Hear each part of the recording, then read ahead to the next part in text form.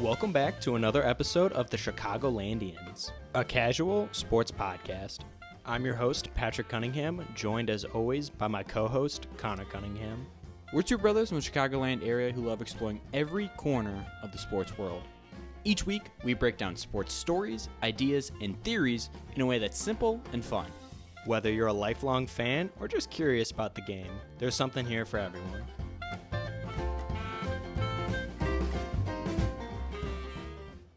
Welcome back to another episode of the Chicagolandians. I'm your host, Patrick Cunningham, joined as always by Connor Cunningham.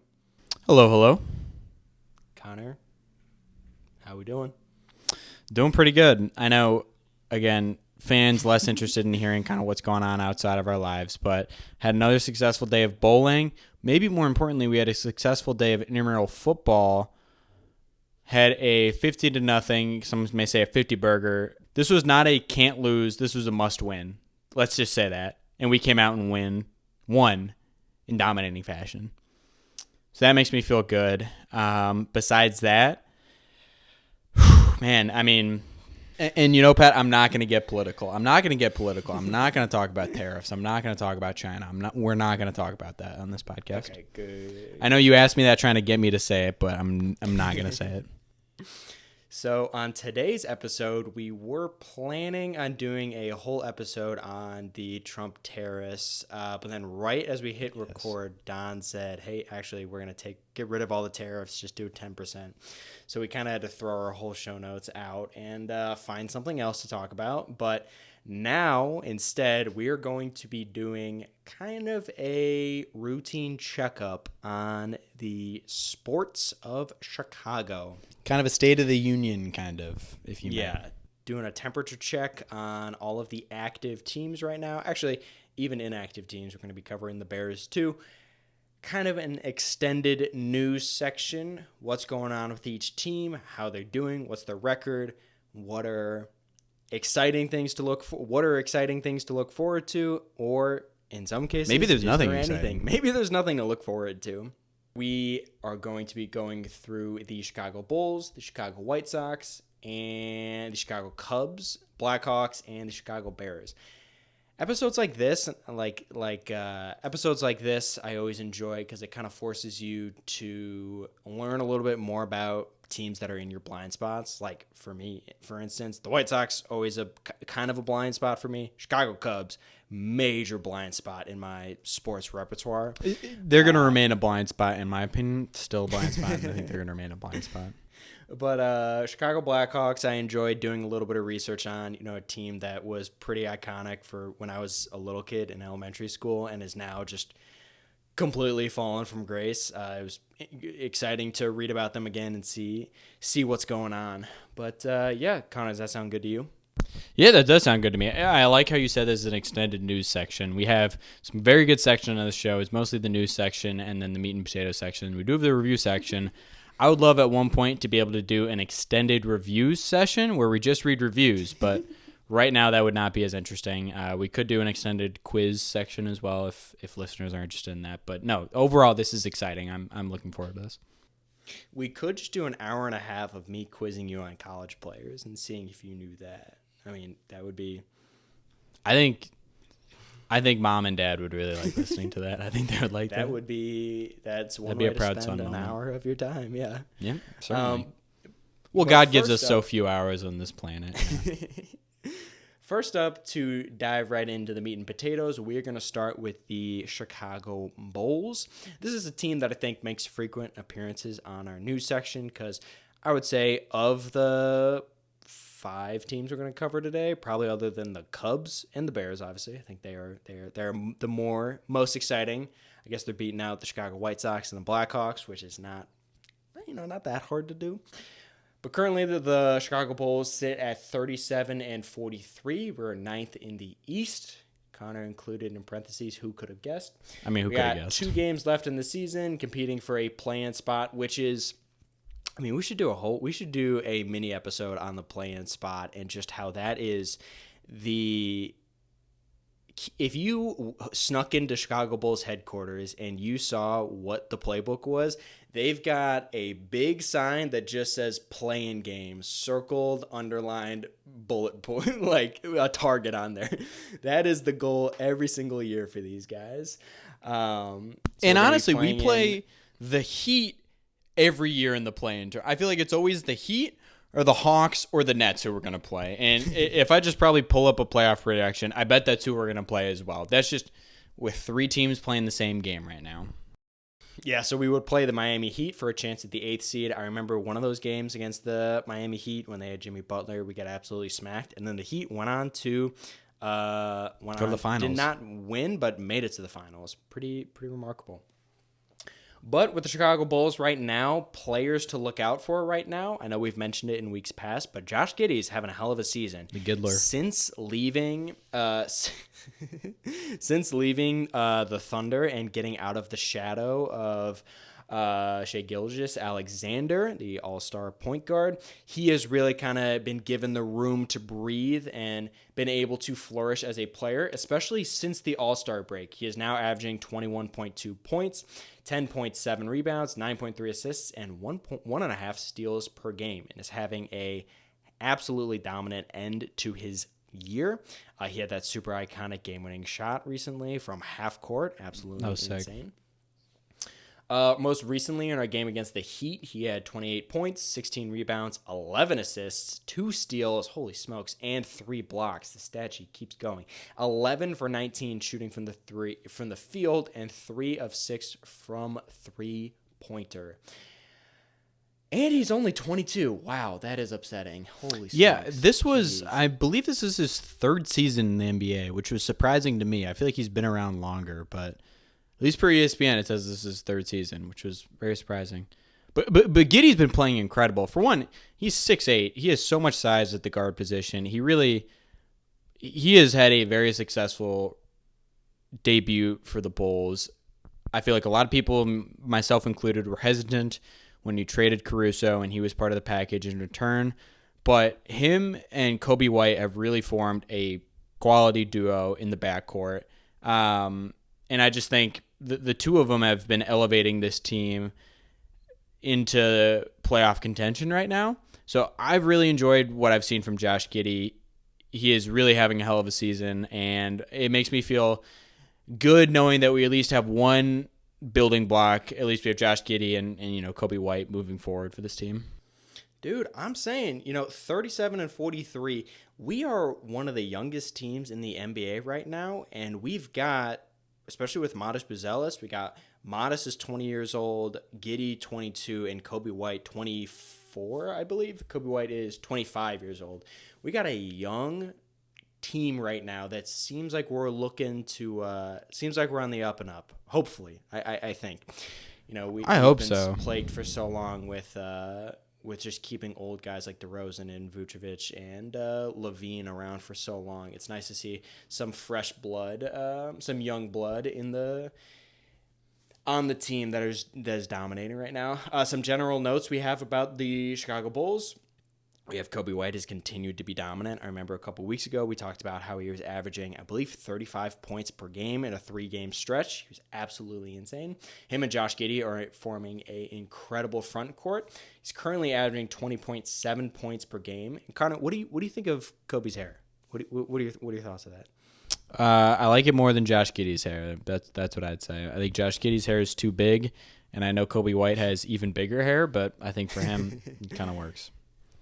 Yeah. What do you not like about Giddey's hair? It's too much? It's too much hair. It's too greasy and it's too much hair. I get that he has the flow, and as somebody who grew my hair out as well, I just know that has to be hell. And at this point, it looks like it's too much. It looks always wet. It looks always greasy. And it's moved to the point now where it looks like he's choosing to not cut it, not that he's keeping it this length. And I think that's always a dangerous line to toe, and especially with Josh Giddey, but that's my opinion on it. Yeah. And then I guess our big takeaway also, as always with the Bulls, that is our reoccurring theme with this team is that we refuse to be so bad, but we refuse to get the talent required to be a very highly competitive team. We are just kind of waiting around to stumble across a Derrick Rose or a Michael Jordan and hope one of those players falls into our lap.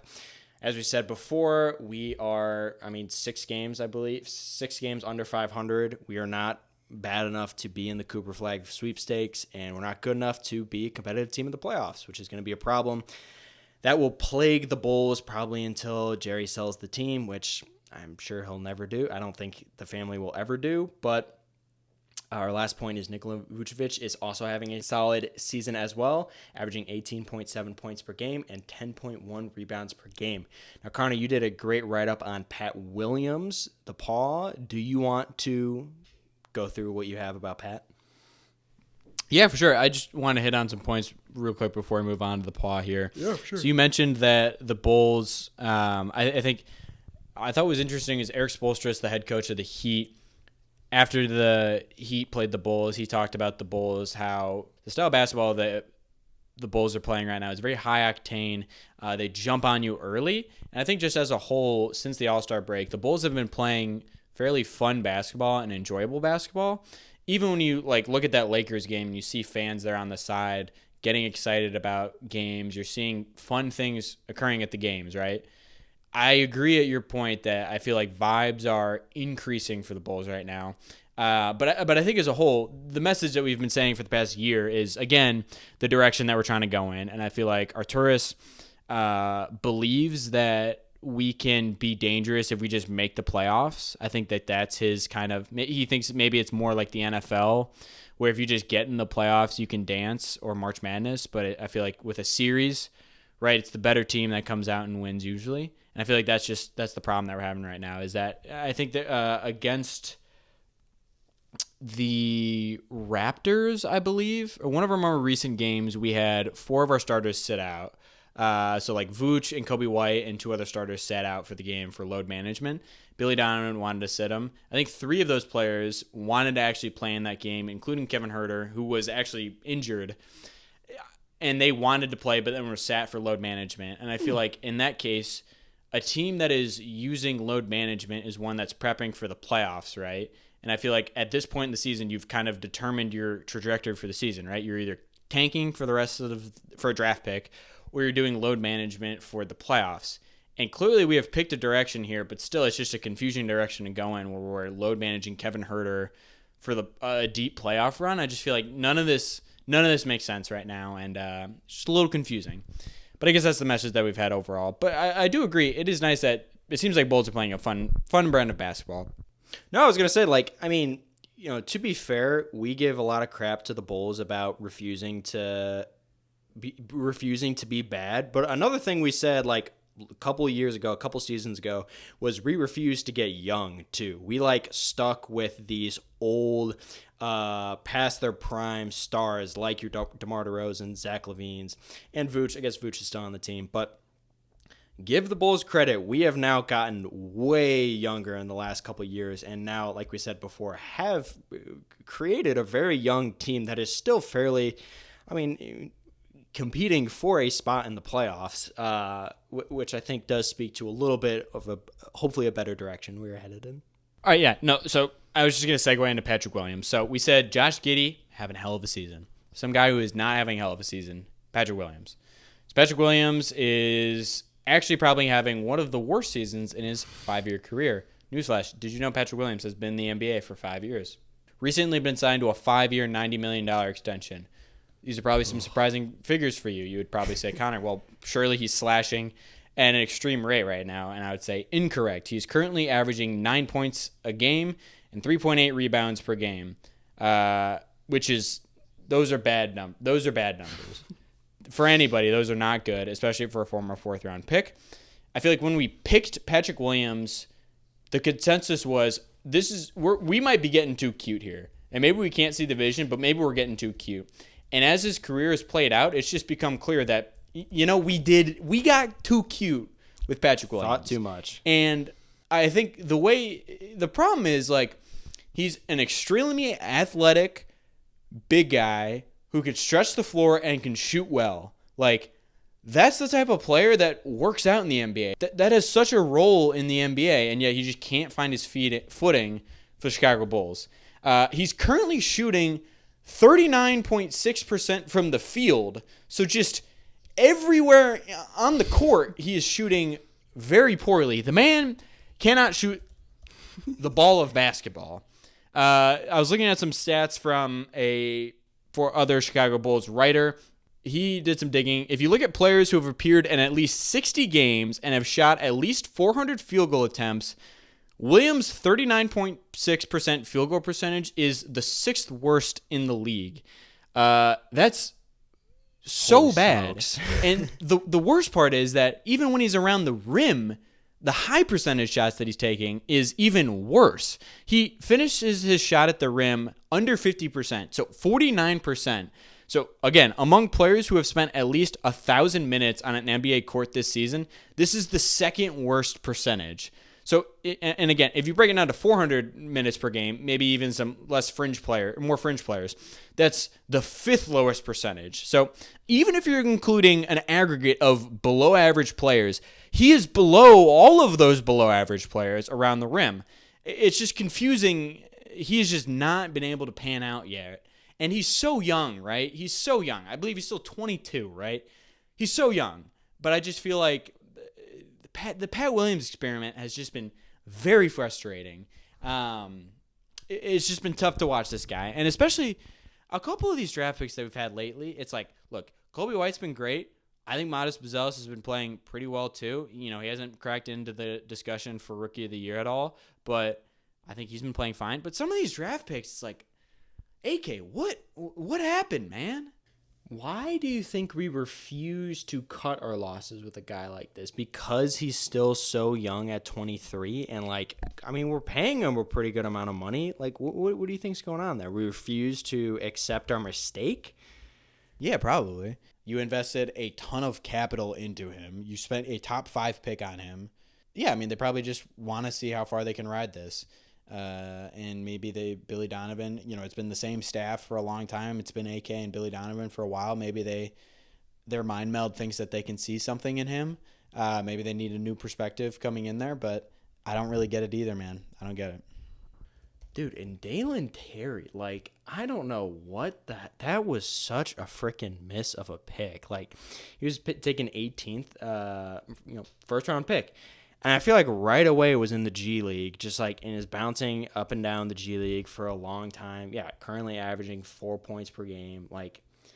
It's just you look at some of these guys, and to be fair, the NBA draft is much harder than the NFL draft. The talent is very concentrated.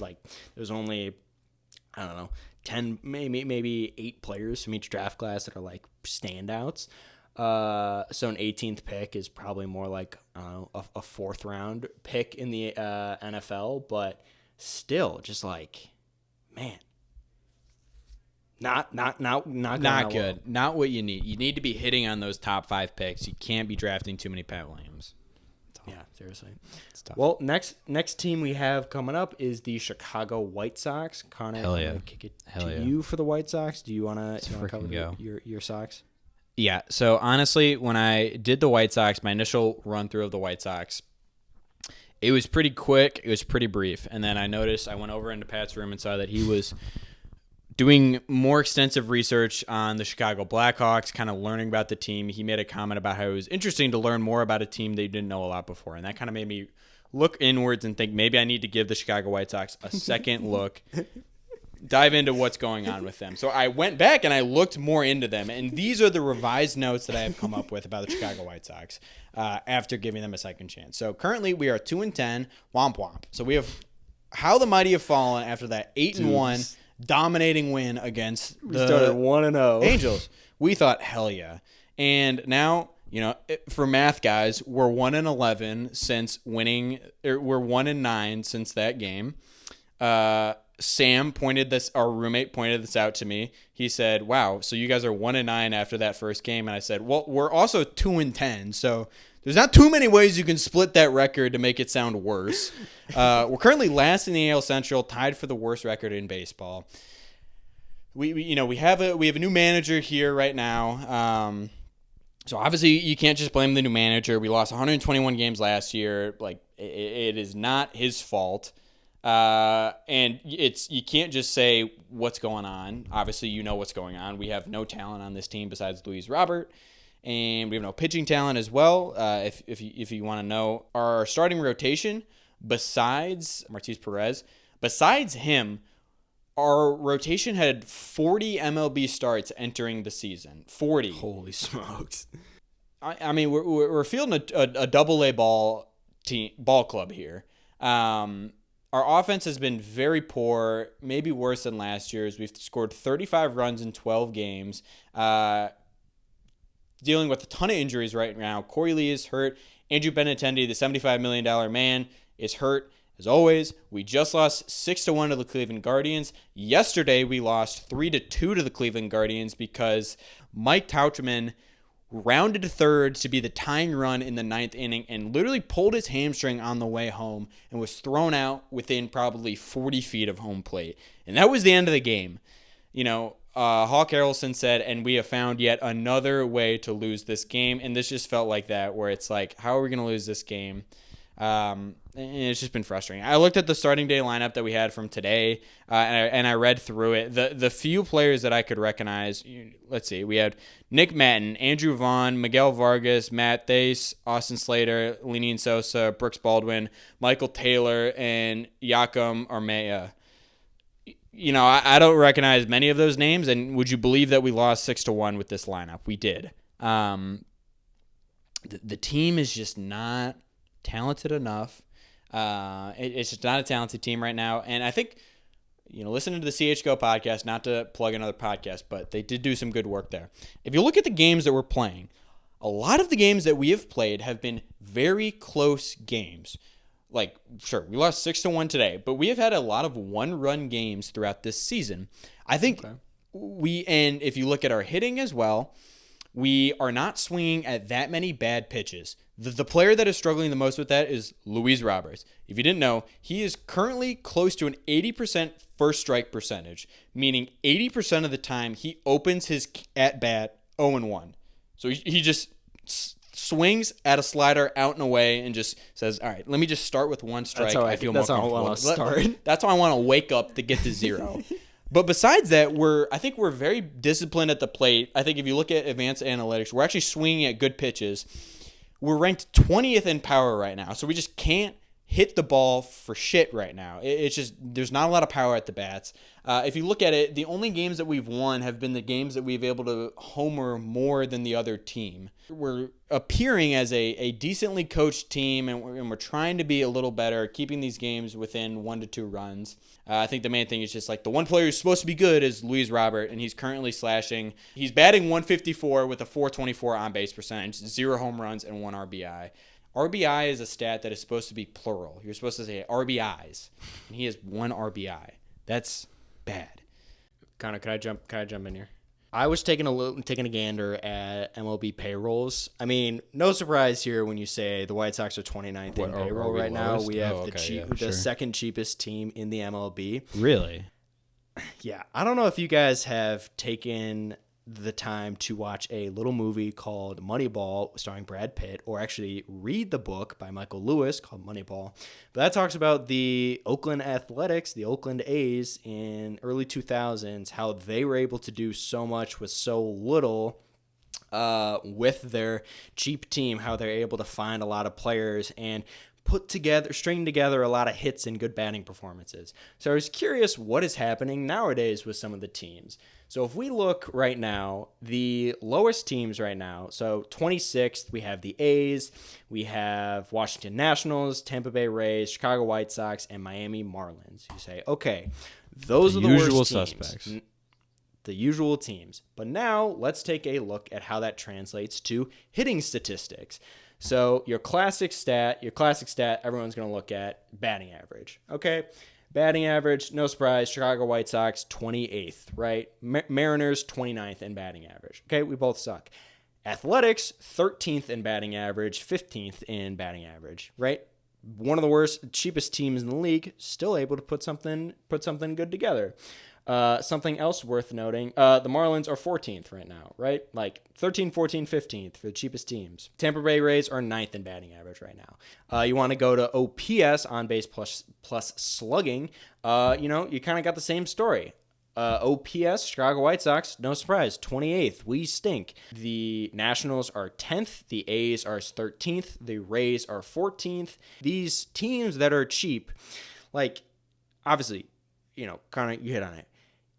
There's a difference between having a cheap team and having just young people that are incredibly talented that you haven't paid yet, right? Obviously. But, there is a way to have a cheap team that is still successful, and we are just doing it so poorly. There are crappy teams that do not have talented young people that are still able to string together competent hitting that we just cannot do on this team. I thought that was eye-opening statistics when I was looking at that. No, I mean, that's some good investigative work. And Pat, that's why we put you out there on the beat there. That is good investigative work. But okay. Before we move on to the Cubs, I just want to hit on some bright spots, and I was surprised to find a few bright spots to talk about. So, first off, Martiz Perez, looking through the ESPN Power Rankings of top 30 MLB teams, the White Sox were the 30th team, if you had to guess. But it outlined Perez as being one of our only bright spots that we have right now. He's just allowed 4 hits and 1 run over 12 and a third innings and 2 starts, which is pretty solid. He's currently on a 1-year deal with a $10 million option with it. So he's probably going to be traded. He's 34, but it's nice to see that this Perez is having a good season. Another bright spot is the White Sox at this point actually have an improved farm system. Mm-hmm. This time last year, we had a very poor farm system, a very poor roster, and a very poor farm system. But with some of the trades that we have done, most recently with the Garrett Crochet trade, we have been able to acquire some talent on this farm system. So we currently have 6 players inside MLB.com's top 100, actually 4 inside the top 40, 4 inside the top 39 if you want to be specific. MLB.com's 6th ranked farm system. Some highlights and players. We have Noah Schultz, left-handed pitcher, number 16th overall player. Kyle Teal, he's a catcher, number 32. Hagen Smith, another left-handed pitcher, number 34. And Colson Montgomery is a shortstop. He's been in this farm system for a while, number 39. So we do have some quality players there in the farm system.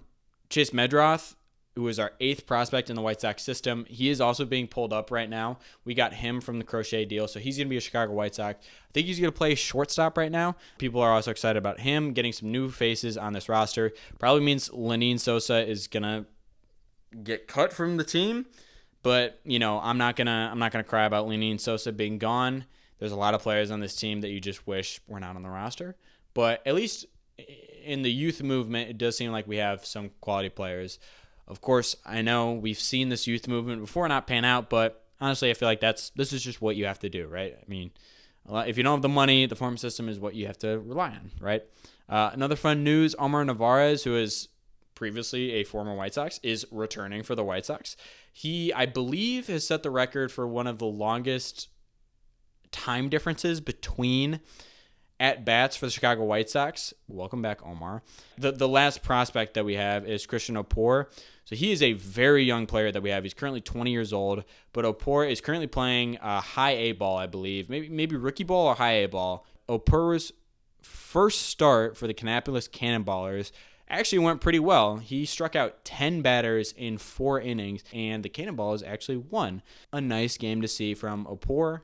I think he was a 5th-round draft pick for the White Sox, so it's nice to really see some positive signs, at least from the lower levels of Chicago White Sox baseball. But, overall vibes are pretty low right now for the White Sox. Well, I agree. I'll say that farm system ranking, 6th, MLB.com, I think that's something to definitely tip your hat at. I agree. You can say pessimistic. We saw this exact song and dance happen before, but in 2023, looking at MLB.com, our preseason rank farm system was 26th, midseason was 20th. In 2024, going into the season, was 20th, and midseason was 11th. So you see 26, 20, 20, 11.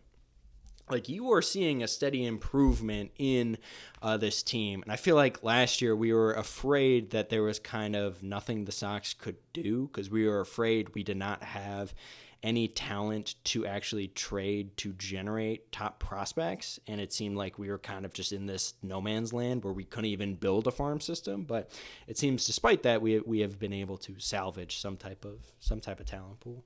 Real quick, I'm going to hit on the Chicago Cubs. So I mentioned before, this is a blind spot for me.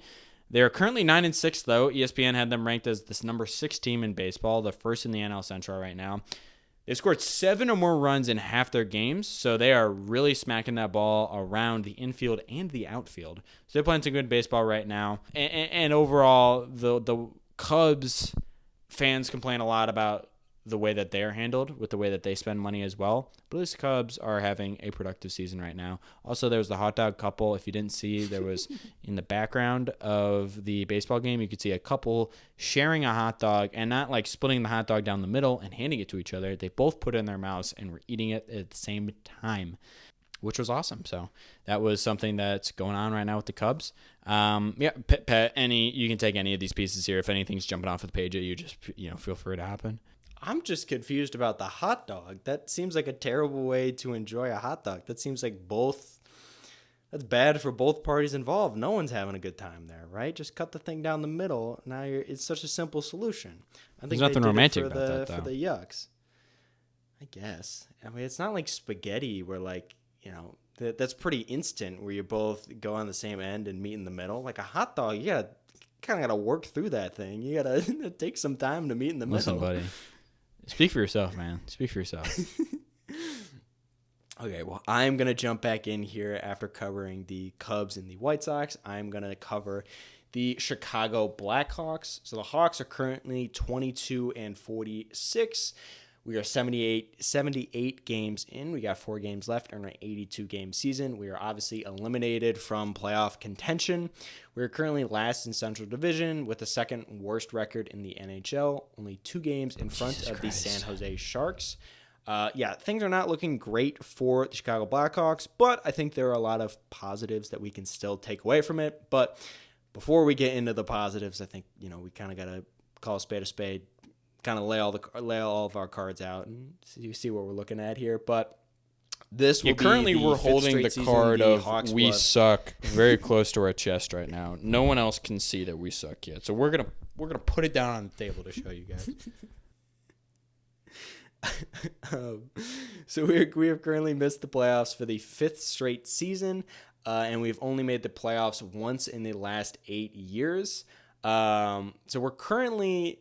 Yeah, so, I mean, obviously, if you are from Chicago, you remember what it was like in the 2010s to have the Blackhawks. We won 3 Stanley Cups in 2010, 2012, and 2014, 2015. We were awesome. We were a dynasty, and it is so hard to see this team now be so terrible. But, obviously, you can't keep a dynasty around forever. People get old. You have to start paying people. It's not going to last, right? You have to rebuild. But I think that is just a tough medicine that we are having a hard time swallowing. But just looking at the team right now, a very easy thing to tell about how good a team is, obviously other than power rankings. Power rankings is probably the easiest way to tell how good a team is. I mean, it's super. That's very easy. But you can also just look at the salary cap, the total cap of a team, the payroll, how much we're actually spending on players right now. The Blackhawks are currently 25th in total cap. We are still clearly in a rebuilding phase. A common narrative you'll hear with Connor Bedard and a lot of our young players was we thought all of the pain was over when Connor Bedard was coming onto this team. We thought okay, we have our Patrick Kane.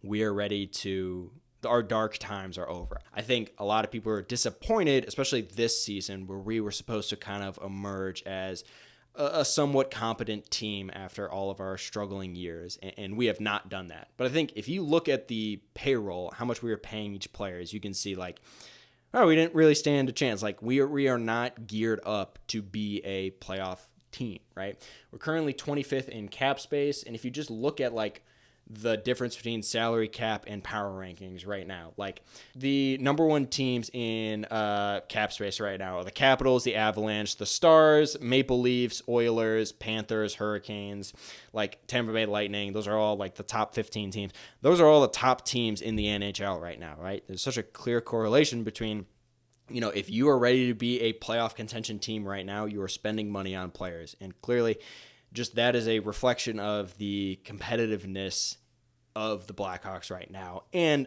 also the talent pool that we are surrounding Connor Bedard with, right? We're dropping this player into a team that is not playoff ready, so obviously we are going to be having some struggles right now. And just for some context, just to drive that point home one more time, those Stanley Cup years when the Blackhawks won the Stanley Cup, we were 6th in 2012. We were 6th in total cap space, or in our total payroll. And in 2014-2015 season, we were 3rd in salary cap. So, you can clearly see when you are going to win the Stanley Cup, when you're going to be a very competitive team, you're spending a lot of money. It's very unique to see super cheap teams being super competitive. As I said before, we are currently 2nd in Tankathon behind the San Jose Sharks with a 13.5 chance of getting the number 1 pick. For those of you that don't know, we have had the 1st overall pick 2 years ago where we drafted Connor Bedard, and then we most recently had the 2nd overall pick last year where we drafted defenseman Artem Levshinov.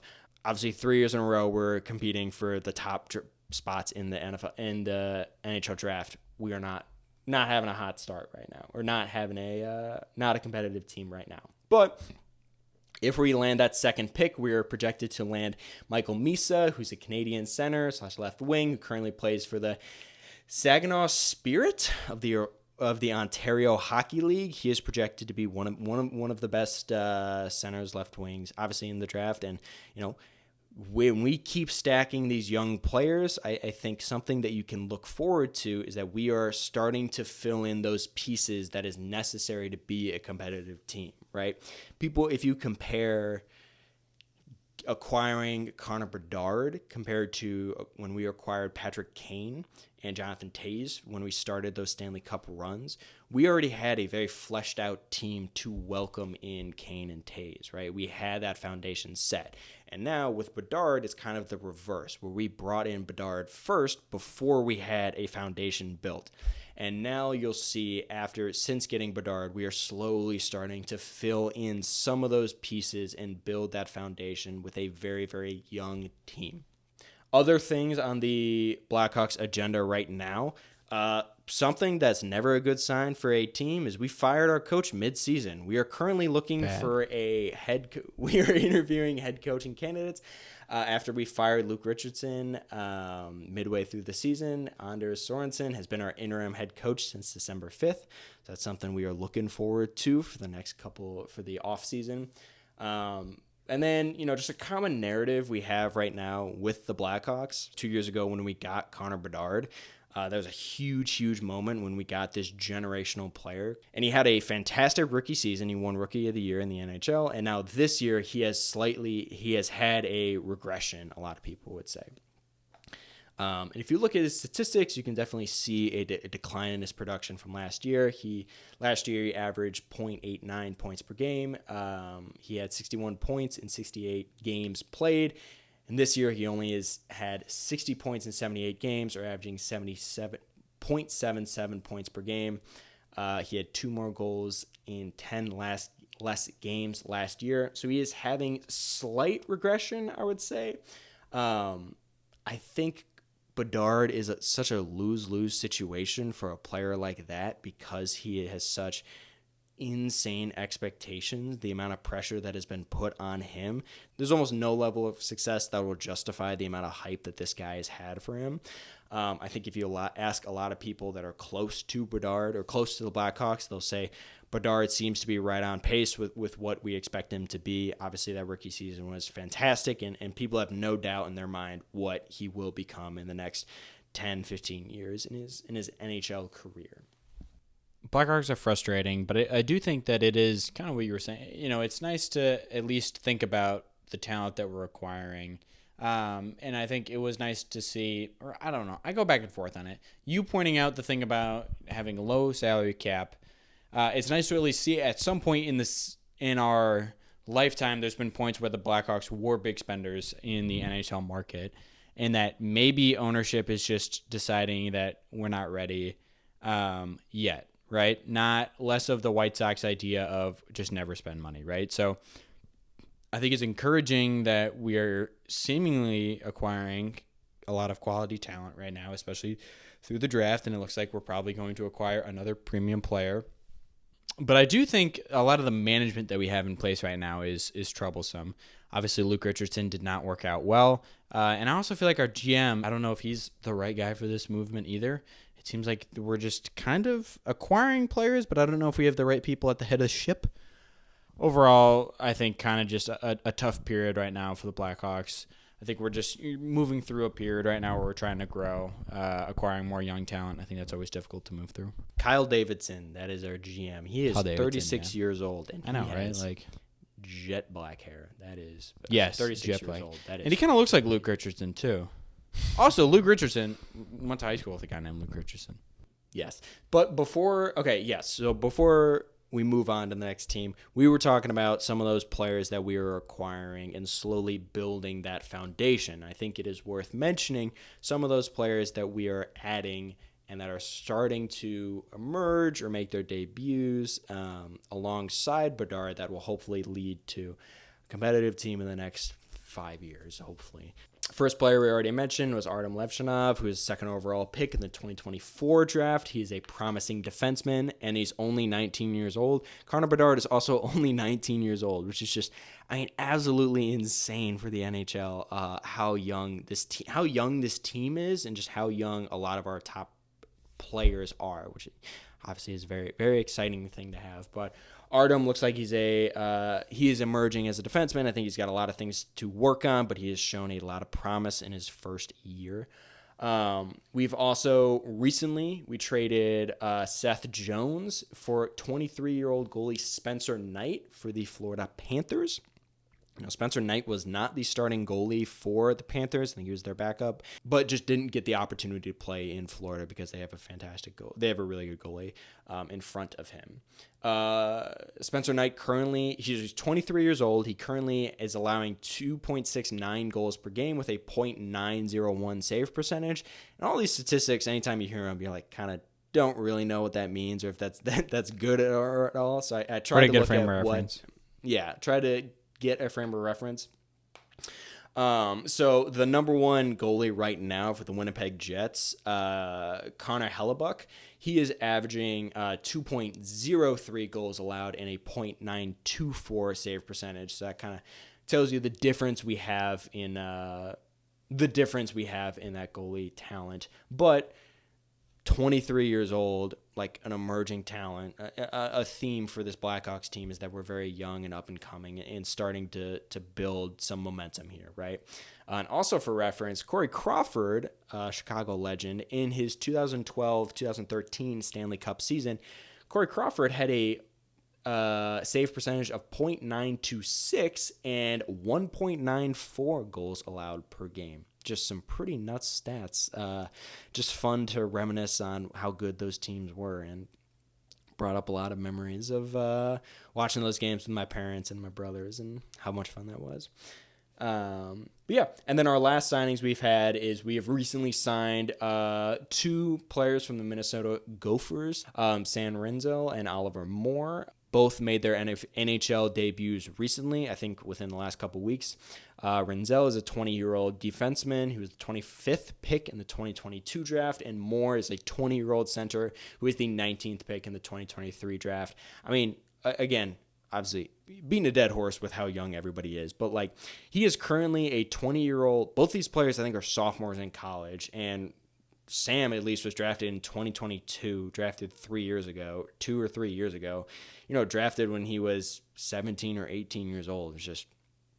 It's wild how young hockey players are.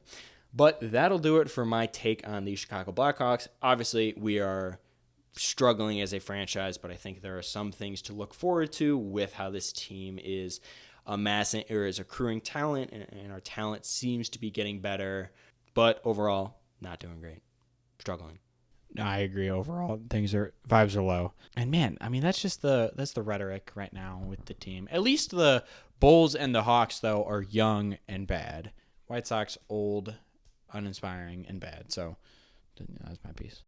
And the Hawks like have these players that like the Hawks and the Bulls both have like star players that you can look at, like Modest, Kobe White, and Giddey, right? Hawks, obviously we have Bedard, like people to give us hope, unlike the Sox. I agree. All right, Pat, you want me to hammer home the White Sox here? Oh, Jesus Christ. The delusion that's going on in my head right now. I said White Sox. The Chicago Bears. Yeah, take us home. All right, so I'll take us home here. So Chicago Bears updates. So not a lot of updates for the Chicago Bears, if we're being honest. It is a slow period right now, but I believe we are 13 or 14 days away from the NFL draft. I think at this point we are 14 days away, which is really exciting. But something to keep an eye on. The players and coaches are back at Hallis Hall, so things are starting to get going. We're starting to have players get back in front of the media, including Caleb Williams, Jalen Johnson. Ben Johnson has introduced himself to the team. I feel like they've started to make those introductions. Caleb has talked about being excited about Ben Johnson, ready to be challenged. And you start to hear all this stuff coming again. You start to hear about the growth that Caleb Williams is going to go through, how this is going to be a really tough season, but it's going to be the best for Caleb Williams. And you start to hear all these things, and you start to get this feeling. You start to say, yes, yes, yes, yes, yes. Wait, I've heard this before. Yes, yes, yes, yes, yes. And then Jalen Johnson, who honestly might be the most Bears fan a player on the Bears could be, he's all of us right now. He said in his interview, he said, hype doesn't win you any games. He says, I've been here a minute, I've been through the hype, and we don't win any games, and then we don't win any games. So for me, it's about winning, quite honestly. I don't really care about the hype. And I think, Jalen, that's a really good comment to make, Jalen.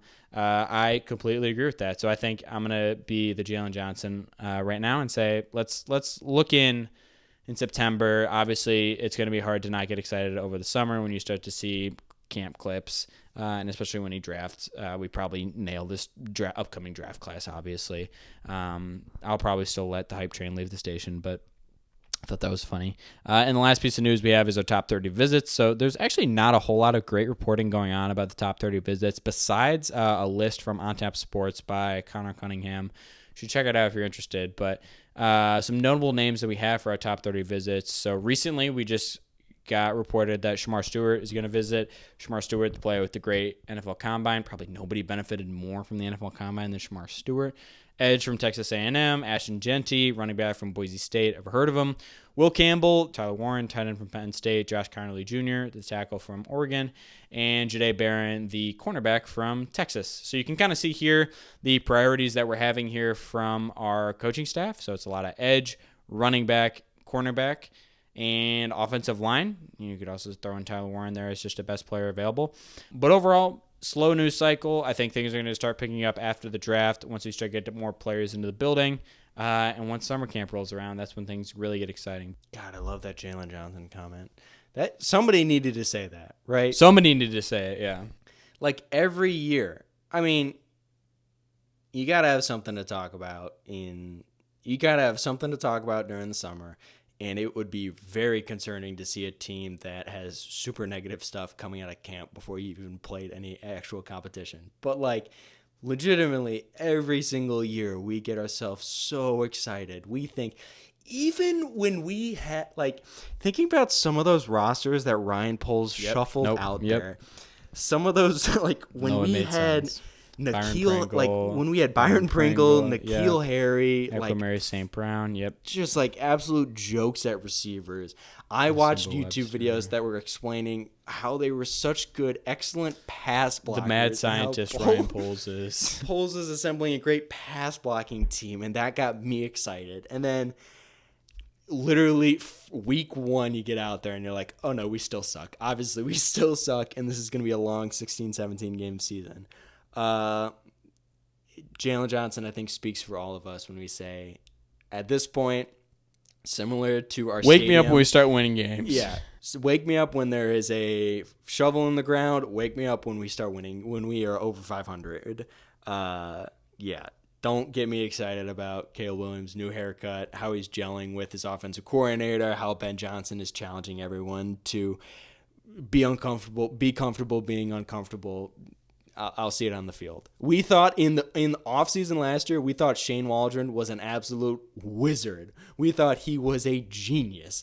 And when it was revealed during the season that he was a terrorist. Like, they are so good at hiding all of the flaws of this team. Yeah, just I'll wait till the season. But if that draft rolls around, I don't mind seeing some Twitter threads about why our 7th round running back is actually probably should have been a 3rd round running back, or why drafting a kicker in the 3rd round is actually going to be the best pick for the Bears. I'm still going to let that hype train roll over me. Oh my God.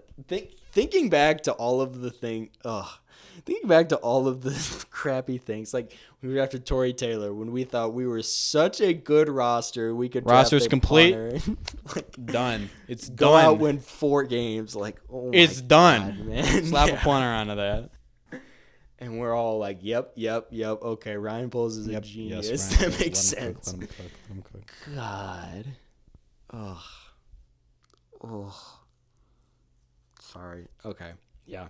Well, I think that'll do it for the Chicago Bears, and I think that'll do it for this episode. This kind of review, State of the Union on the Chicago sports right now. I think big picture, teams are not doing great right now, but there's a lot of optimism in the air. I know this podcast maybe gets some flack for being too optimistic on these teams and not being harsh enough. I think somebody we could be harsh on is the Chicago White Sox.